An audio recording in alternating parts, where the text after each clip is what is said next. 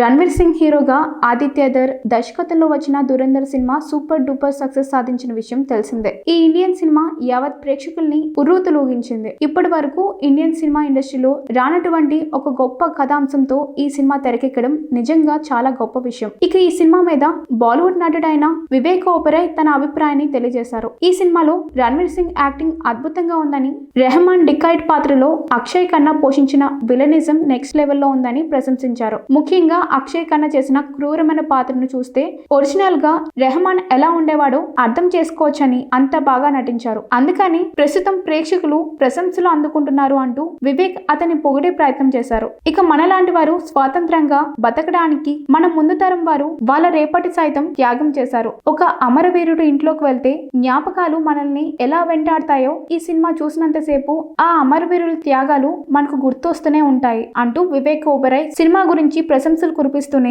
Original గా ఎవరైతే పాకిస్తాన్ కి వ్యతిరేకంగా పోరాటం చేశారో వాళ్ళకి ప్రశంసలను అందిస్తున్నాను అంటూ వాళ్ళందరినీ గుర్తు చేసుకున్నారు. ఇక 2023వ సంవత్సరంలో వచ్చిన ఎనిమల్ సినిమా ఎలాగైతే బాలీవుడ్ బాక్సాఫీస్ ను చీల్చి చెండాడిందో, దురంధర్ సినిమా సైతం ఆ రేంజ్ లోని బాలీవుడ్ ఇండస్ట్రీ రికార్డ్స్ ను బ్రేక్ చేస్తూ ముందుకు సాగుతుంది అంటూ మాట్లాడిన మాటలు ఇప్పుడు ప్రతి ఒక్కరిని ఆశ్చర్యానికి గురి చేస్తున్నాయి. నిజానికి యానిమల్ సినిమా గురించి బాలీవుడ్ ఇండస్ట్రీలో ఎవరూ మాట్లాడడం లేదు. కారణం ఏంటంటే సందీప్ రెడ్డి వంగ బాలీవుడ్ మాఫియాతో పెట్టుకున్న వైరం వల్ల ఆ సినిమా గురించి ఎవరు మాట్లాడినా వాళ్ళకు బాలీవుడ్ మాఫియా నుంచి ఏమైనా ఇబ్బందులు ఎదురవ్వచ్చు అనే ఉద్దేశంతో ఎవరూ మాట్లాడే ప్రయత్నం చేయడం లేదు. కానీ ఎట్టకేలకు వివేక్ ఓబెరాయ్ లాంటి నటుడు ఆ సినిమా మీద పలు సందర్భాలలో స్పందించారు. సందీప్ రెడ్డి వంగ గట్స్ ఉన్న దర్శకుడు అంటూ అతని గురించి గతంలో చాలా సార్లు మాట్లాడారు.